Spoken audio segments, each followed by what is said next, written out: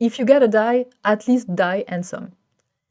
Insane things said to me by a friend once, and the most life-changing advice I've ever received regarding my health. And it has actually changed the game for me. And it's not even the weirdest one. Over the years, I've collected a lot of this type of, quotes slash unhinged advice that made no sense the first time I heard them. Like some of them were so cringe, or some of them were like me rolling my eyes, thinking, "What the hell are you talking about? Like, what is this woo-woo stuff you are sending at me over there? Just keep it away from me." And yet, I don't know why they slowly made their way into my brain, and suddenly they became behaviors because they changed some of my beliefs without me realizing that. And they proved to be right. I got results in some areas of my life because of simplest and sometimes really like very weird sentences that just were so memorable that my brain was like, okay, let's see what happens if I approach life this way moving forward. And you might recognize that. Maybe you also remember like one person just like making like just a blunt statement with such like confidence and belief about it that you are like, that be true. And maybe that changed your life as well. And yeah, I found it always really interesting how easy we can play with psychology and how easily we can change some beliefs and get the best way to move forward with life, without having this need to be like a perfect life lesson with a lot of like very polished and very poetic approach. It can be just a very very simple sentence. So yeah, I can share a few of them with you today to also give you inspiration. Maybe that also helps you in different areas of your life. So one of the first advice I received was around finances and money in general, because I had a lot of work to do on my money mindset. And somebody just say, keep your life juicy. And what they meant is that you should always be trying to spend money. And for me, that was like, that is a very weird thing, because I've always been, not really taught a lot actually by my parents about how to manage money and finances, but in my brain, I was doing well because I was just saving money and just being very like frugal and not spending too much, and always like paying attention to what I was spending. And I have the few rough years as well over the recent years where I was like doing business, so I had to be very careful with my personal finances as well, and money was a bit tight, and I had to get some government support as well, or I've been unemployed, and same thing, I have to pay attention because I'm receiving social support, but it's not always enough to cover everything that I would do if I was just, like happily living my life. And for me to hear that is like, you encourage me to spend more money and keep my life juicy, was a bit like, that is a strange advice. But what I really meant is to really try to still enjoy your life, even though money might be a little bit tight, is to find places that still create a good quality of life for you. And in some cases, it was like just knowing what you want to spend on without having to count for it. So, for instance, for me right now, if I need to buy like coffees, like if I want to work in coffee shops, I usually go there because I sometimes get a little bit distracted if I'm working from home. At this point in time, I give myself the gift to go work and sit in a coffee shop 4 mornings a week, and that's it's a budget or like for quid a coffee times 4 is 16 quid a week. That's something that if you accumulate, it might sound like a lot of money, but actually it really helps me feel good, because I'm in a different space, I'm working very very well, so I feel like I'm making progress. That helps me stay happy, that helps me stay engaged, partially because currently I'm looking for work. So this is like a something that in the past I would be counting this like 4 quid here and there, and now it's like, no, this is actually an investment that gives me possibility to create opportunities that will pay me better. So this is something I should not even think about it. It's just buy it. Same thing, buying books or buying like supplies for art and paintings and things like this. I don't even question it anymore. This is like part of the expenses that I allow myself as my normal survival budget to as much as food actually, to buy if I need, and that keeps my life a little bit juicier. And the other thing that was also mentioned by that is like, sometimes you want to have some experiences, and some of them you might already be able to access it, and it might not cost as much money as you think. I remember I was living in Oxford and I had a very small room, and I was feeling really trapped, and for my birthday I felt like, you know what, I would like to dance. Just like simply dance. That would be that.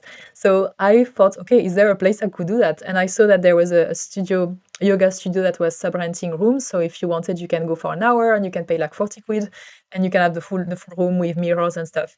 And I was like, I could just go there, buy that, dance, and I will be okay with it. And it was like 40 quid. It's not much. And actually, it just gave me this special moment for my birthday. Same thing, sometimes, particularly in London, there are a lot of things that are actually for free, or you just pay the public transport to get there. But there are so many ways you can actually bring some enjoyment in your life, or have experiences that you think you could not have otherwise, but you could actually, even for instance through volunteering, you can do things and participate, and you can even get some rewards.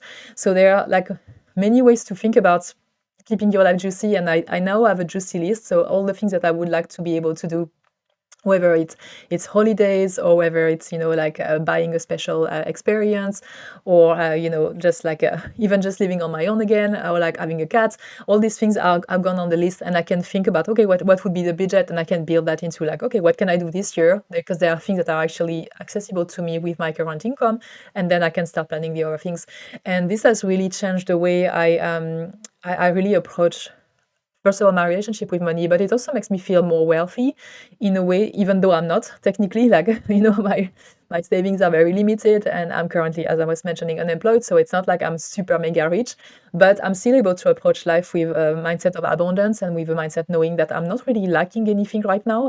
I'm able to create some good experiences, and I know that there is more to come. So that gives me some extra motivation to create more income to get there.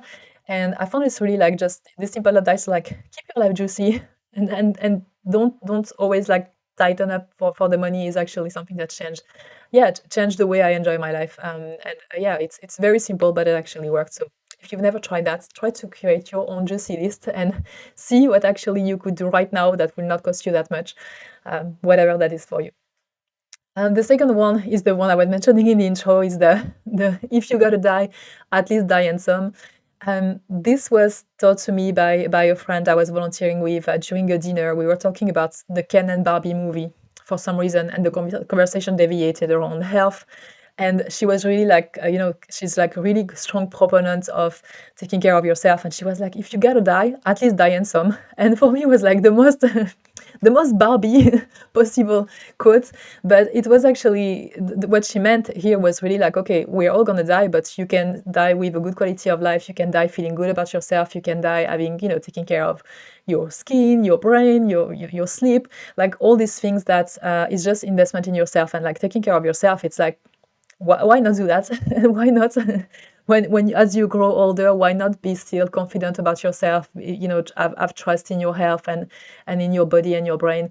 And I feel this was like such a fun message, but for me it's been really helpful, because self-care is always something that I tend to postpone, particularly in the last years. I was really burned out, and when I get burned out, usually, like, not so much exercise and nutrition, that tends to fluctuate a little bit, but I'm usually able to bring that back to the right level. But for instance, like skincare or extra self-care, extra, making time for yourself, or like getting yourself like a massage or things like this, all this stuff for me always feel like luxury. But she's always saying, no, no, it's for you. It's interesting to do that. So it's like it's an easy yeah, it's an easy sentence that make me laugh, that just like bring me back to this special moments with her. And it's just like, yeah, it's like, okay, yeah, I need to go put some good skincare tonight. It's worth it. I need to go do some lymphatic drainage, or like do something for my body and for my brain, because it's actually, yeah, it's gonna keep me handsome, and who doesn't want to die ugly rather than dying handsome, right?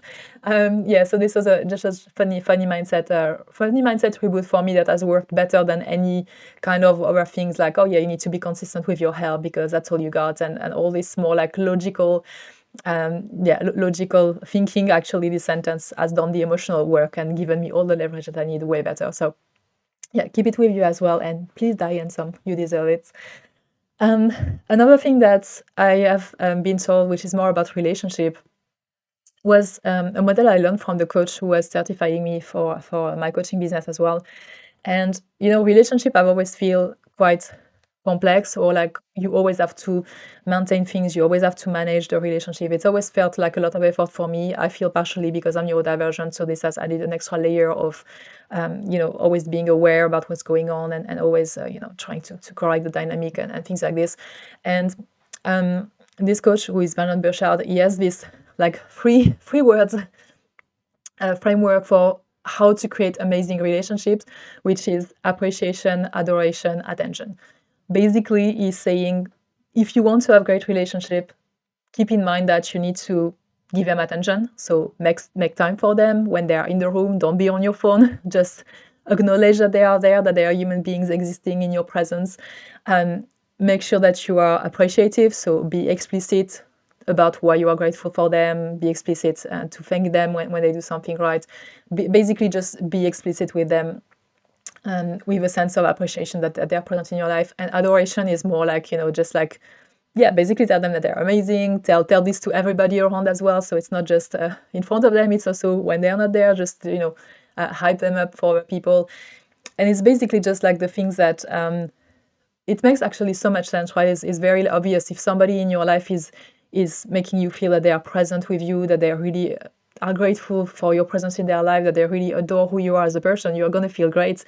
And it's such a simple model that for me has been very helpful, because instead of kind of navigating blind relationships and like, okay, well, this relationship is not working, and it's like, okay, have I actually appreciated them, adored them, and I give them attention?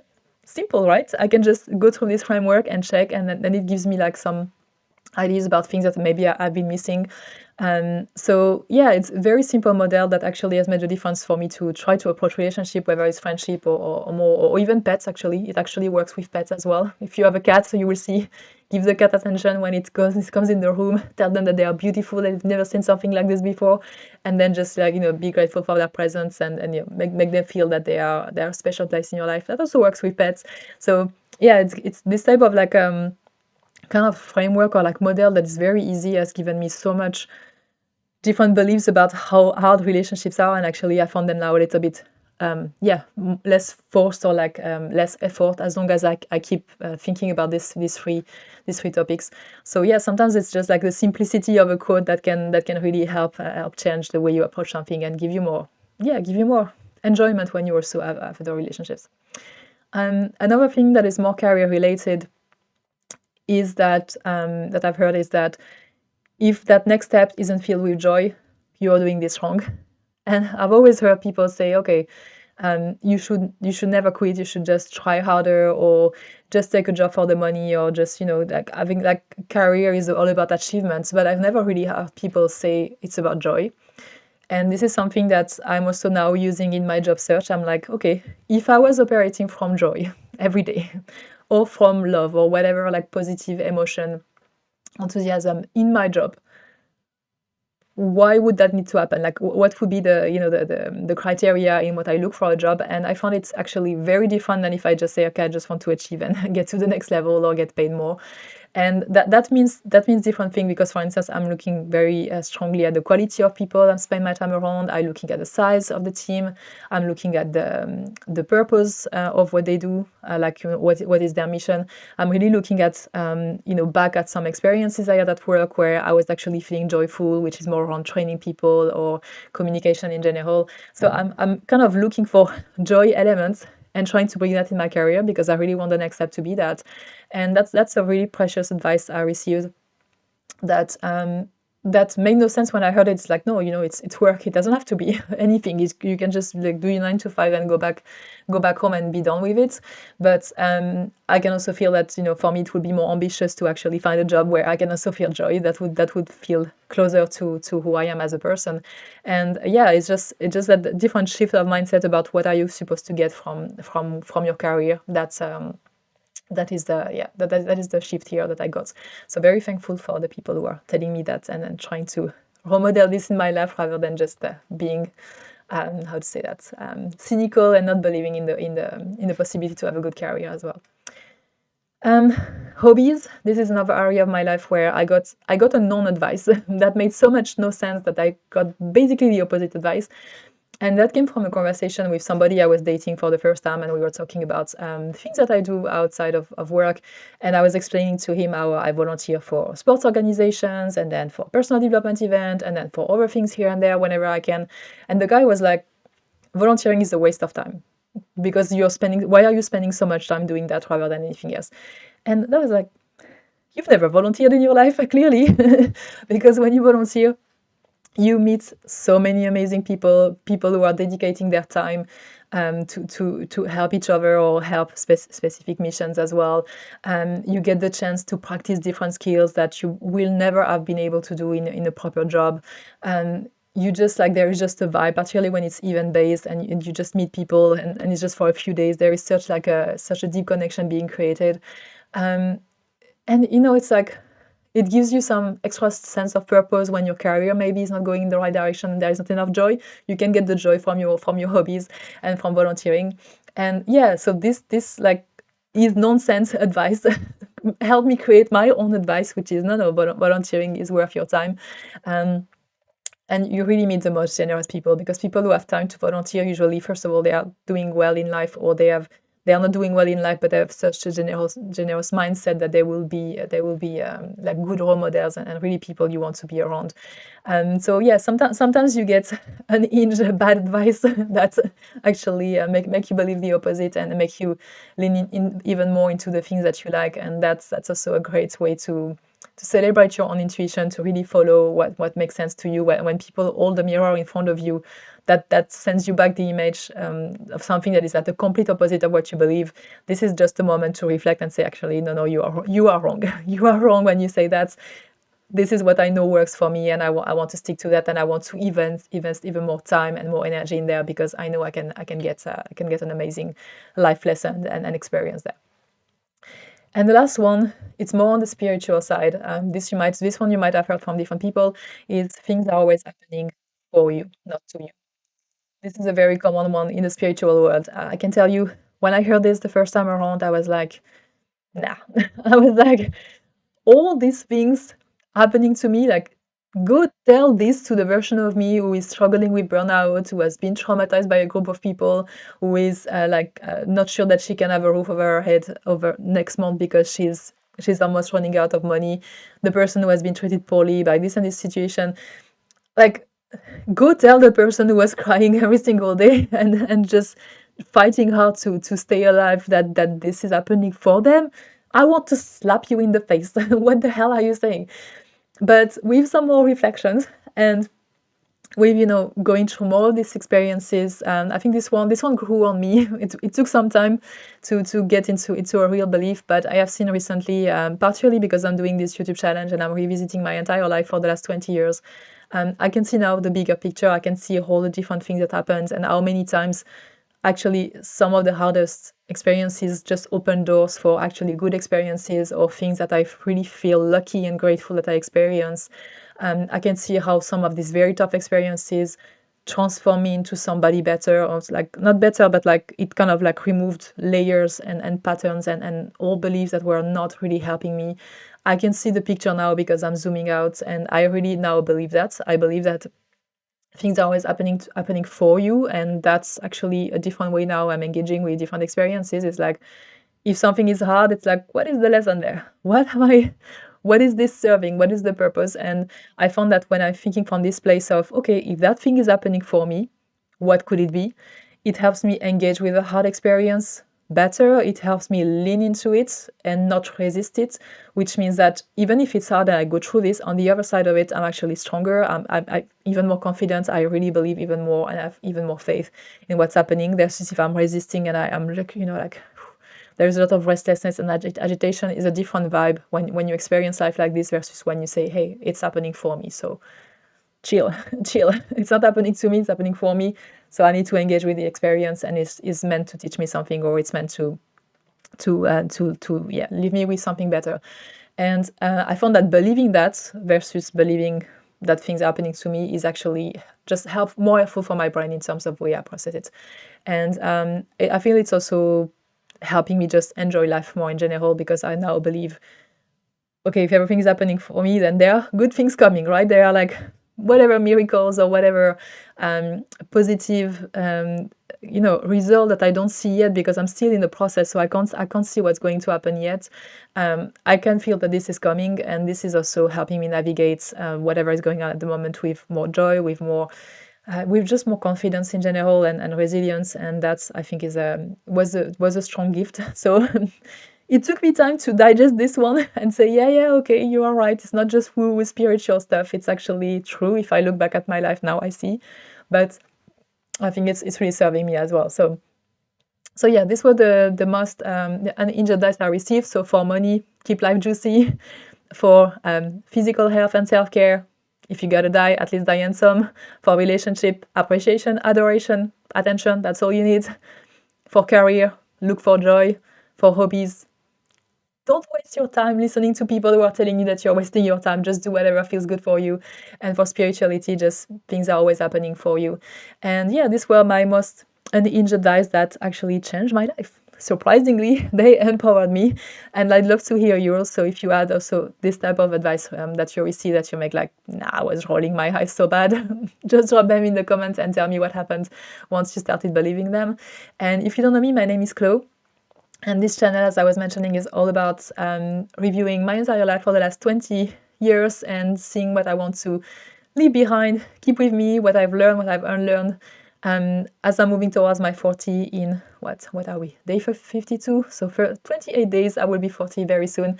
And yeah, if you want to follow the journey, you can click on the link down below to subscribe. And I see you tomorrow for another video.